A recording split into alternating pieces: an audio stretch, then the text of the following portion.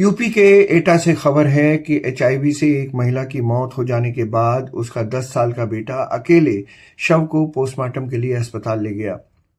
न रिश्तेदार साथ आए न पड़ोसी। सबको डर था कि लाश के पास आने से भी उन्हें एड्स हो जाएगा। सबसे बड़ा सवाल, क्या इंसानियत अब भी एचआईवी से हार रही है? क्या बीमारी से ज्यादा खतरनाक समाज का डर है? कहानी कुछ यूं है कि एटा के जिला अस्पताल में टीबी और एचआईवी का इलाज करा रही 52 साल की महिला की बुधवार रात मौत हो गई। गुरुवार सुबह जब पोस्टमार्टम की प्रक्रिया शुरू होनी थी तो वहां सिर्फ अस्पताल का स्टाफ और उस महिला का 10 साल का बेटा मौजूद था। न कोई रिश्तेदार साथ आया, न ही कोई पड़ोसी। बच्चा अपनी मां के शव के पास घंटों बैठा रहा, सूजी हुई आंखों के साथ रोता रहा, लेकिन मां के पास से हटने को तैयार नहीं हुआ। बच्चे ने बताया कि उसके पिता की भी पिछले साल एचआईवी से मौत हो चुकी है। उसके शब्द बेहद साधारण थे, लेकिन दर्द से भरे हुए। वो बोला, जब पापा को एड्स हुआ तो सबने हमसे बात करना बंद कर दिया था। पिता के जिंदा रहते वो स्कूल जाता था, लेकिन उनकी मौत के बाद पढ़ाई छोड़नी पड़ी।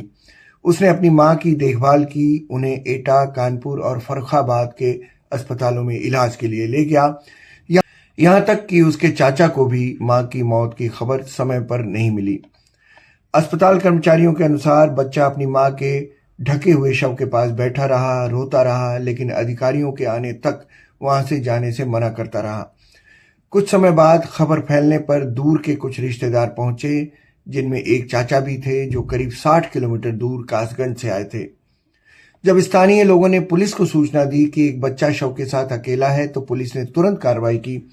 एक सब इंस्पेक्टर और कांस्टेबल को मौके पर भेजा। पुलिस ने न सिर्फ पोस्टमार्टम की प्रक्रिया में मदद की, बल्कि अंतिम संस्कार की भी पूरी व्यवस्था कराई। ये खबर जब तक आप मुझे सुनाते हुए देख रहे होंगे, पोस्टमार्टम एटा के उस बच्चे की मां का हो गया होगा, साथ ही उस समाज का जिसका ख्याल करते हुए हम पूरी जिंदगी बिता देते हैं।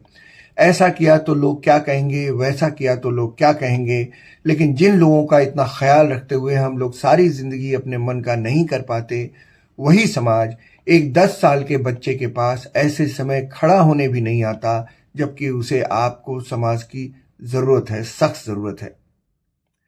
इसी समाज को उसका चेहरा वक्त वक्त पर दिखाने की जरूरत है।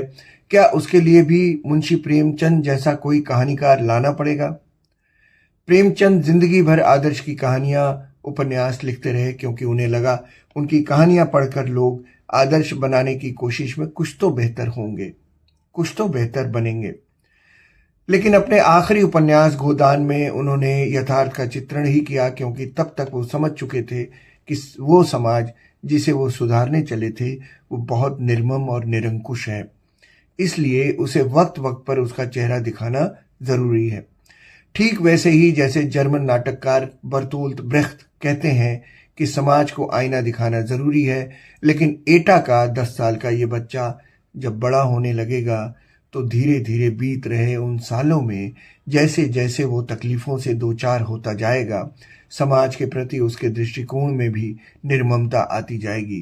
क्योंकि अभी तो ये समाज इस बच्चे के पास भी नहीं आएगा, क्योंकि उसके माँ बाप ऐसी बीमारी से मरे हैं जो शर्मनाक मानी जाती है। मैं आज कुछ सेकंड्स पहले आपसे ये कहना चाहता था कि उम्मीद करें कि बड़ा होकर ये बच्चा अपनी सारी तकलीफें भूल जाए और नया जीवन शुरू करे। लेकिन फिर वही सवाल, उम्मीद कैसे करें जबकि नाउम्मीदी का सिर्फ काला अंधेरा ही सामने दिख रहा हो।